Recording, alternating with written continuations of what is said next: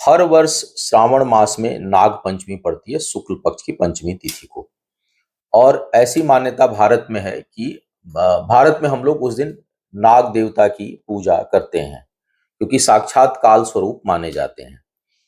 और जो कुंडली में काल सर्प दोष है, बहुत से लोग इसमें कहते हैं कि काल सर्प दोष जैसा कोई चर्चा कहीं नहीं है किताबों में, लेकिन पाप कर्तारी योग की चर्चा है कि जब भी कोई भाव या ग्रह दो दूषित ग्रहों के प्रभाव में आ जाए तो वह भाव या वह ग्रह पीड़ित माना जाता है। जब राहु और केतु के मध्य सारे ग्रह आ जाते हैं तो उसको सामान्य भाषा में काल सर्प योग या दोष बोला जाता है। बहुत कुछ लोग तर्क देते हैं कि फलित होता है, लेकिन वो बहुत रेयर कंडीशन है जिसमें वो फलित होता है। अन्यथा जिस भाव से बन रहा होता है उन भावों से संबंधित कुछ न कुछ चुनौती आपको मिलती है। और एक चीज और बता दूं, अनुभव से बोल रहा हूं कि अगर कुंडली में आपके काल सर्प दोष है तो आपकी कुंडली उन भावों से संबंधित जीवन पर्यंत प्रोन बनी रहती है। अब इसमें क्या करना चाहिए ऐसे लोगों के लिए? पहली बात तो यह है कि एक बार शांति पूजा आपको अवश्य करानी चाहिए काल सर्प दोष की पूरी।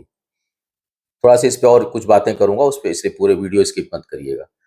दूसरी बात यह है कि जब जब राहु या केतु की दशा अंतर्दशा प्रत्यंतर दशा टकराएगी, आपको कुछ विषम परिस्थितियों का सामना करना पड़ता है। हालांकि ये भी कोई यूनिफाइड रूल नहीं है, लेकिन क्योंकि उस समय अंतर या प्रत्यंतर और दूसरे ग्रहों की दशा, मतलब गवर्निंग प्लेनेट और कौन है उस पर भी निर्भर करता है। लेकिन लगभग अधिकांश मामलों में अगर जिनकी कुंडली काल सर्प दोष से पीड़ित हो और वैसे में राहु या केतु की दशा अंतर्दशा प्रत्यंतर दशा आ रही हो, चल रही हो, तो वो चुनौतीपूर्ण हो जाता है। क्या करना चाहिए? पहली बात ये कि विधिवत काल सर्प दोष की शांति पूजा करा देनी चाहिए पर एक बार कम से कम। दूसरी बात, आपको भगवान शिव की उपासना हमेशा करनी चाहिए। ऐसे लोगों की कुंडली संवेदनशील होती है, रुद्राभिषेक से बहुत राहत रहती है। आप समय समय पर रुद्राभिषेक कराया करें। आवश्यक नहीं मेरे यहाँ से कराएं, आपको जहां सुविधा है वहां से कराएं। मेरे यहाँ चूंकि सारी पूजाएं होती हैं रेमेडियल, इसलिए हमारे यहाँ उसकी व्यवस्था है। तो अगर आप हमारे यहाँ से बुकिंग कराना चाहते हैं तो 17 अगस्त को है। आप अधिकतम 15 की शाम तक बुकिंग करा लें काल सर्प दोष शांति पूजा के लिए। दूसरी बात ये ध्यान रखें कि कुंडली का एक बार विश्लेषण करके उसकी इंटेंसिटी भी आप जानें, यह कितनी तीव्रता का है और किस भाव को अधिक प्रभावित कर रहा है और किस सेक्शन को संवेदनशील कर रहा है। क्योंकि ज्योतिष का कार्य जो है वो भविष्यवाणी करना उतना नहीं है जितना मार्गदर्शन करना है। तो एक दिशा आपको मिल जाएगी कि यह किस भाव को प्रभावित कर रहा है और किस प्रकार के संकेत दे रहा है और किस तरह की चुनौतियां हमारे सामने किस क्षेत्र में जीवन के उत्पन्न कर सकता है। तो डरने वाली चीज नहीं होती। डरना क्यों है जीवन में? जब हर किसी को पता है कि मुझे मरना है, उसके बाद जब हम लोग नहीं डर रहे हैं, हम लोग रोज जी रहे हैं, तो डरने के लिए थोड़ी पैदा हुए हैं। भगवान ने जितना जीवन दिया उतना जिएंगे, खुशी से जिएंगे, शांति से जिएंगे। और कुछ आए हैं कर्म क्षेत्र में तो कुछ करके जाएंगे, इस भाव को आपको रखना है। कुछ ना कुछ हाँ चुनौतियां उत्पन्न होती हैं। क्यों उत्पन्न हो रही है चुनौती? वहां ज्योतिष आपकी मदद करता है, वहां हेल्प करता है कि इसका कारण क्या हो सकता है। और बिल्कुल ठीक तो नहीं हो सकता कोई भी चीज, लेकिन ये बहुत हद तक सप्रेस हो सकता है, बहुत हद तक इसको नियंत्रित किया जा सकता है उपचारों से, सावधानियों से, कर्म से। कर्म 24 घंटे प्रभावित करता है। तो ये चीज मुझे मुख्य जो इस बात को कहनी थी। अच्छा, कई लोग, मैं किसी भी स्थान या किसी भी चीज के ऊपर वो नहीं कह रहा हूं, लेकिन ये चीज ध्यान रख लें कि जहां बहुत अधिक भीड़ होती है वहां पूजा बहुत अच्छे से नहीं हो पाती है।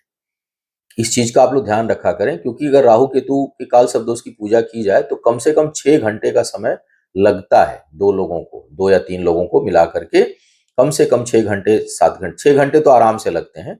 तो इस चीज का आप ध्यान रखें कि कहीं भी आप करा रहे हो तो समय का ध्यान रखें, कितने देर में पूजा हो रही है। ये नहीं कि अपना लिए नाग तांबे या चांदी का बनवाए और बहाए और थोड़ा सा 15-20 मिनट मंत्र, वैसे नहीं होता। विधिवत मंत्र जब, भगवान शिव का अभिषेक, हवन, यज्ञ, सब कुछ जो है वो संपन्न होता है, तब जा करके काल सर्प दोष की पूजा संपन्न होती है। लेकिन अगर काल सर्प दोष की पूजा शांति कराते भी हैं तब भी आपको भगवान शिव की हमेशा आराधना करनी चाहिए और समय समय पे आपको रुद्राभिषेक कराते रहना चाहिए। क्योंकि काल सर्प दोष अगर प्रभावशाली रूप से बन रहा है तो वह जो है आपके उस भाव को हमेशा संवेदनशील बनाए रखता है। दशा अंतरदशा में जरूर उसका प्रभाव बढ़ जाता है, इस चीज का आपको ध्यान रखना चाहिए। तो मुख्य बात ये थी कि 17 तारीख के लिए बुकिंग प्रारंभ है।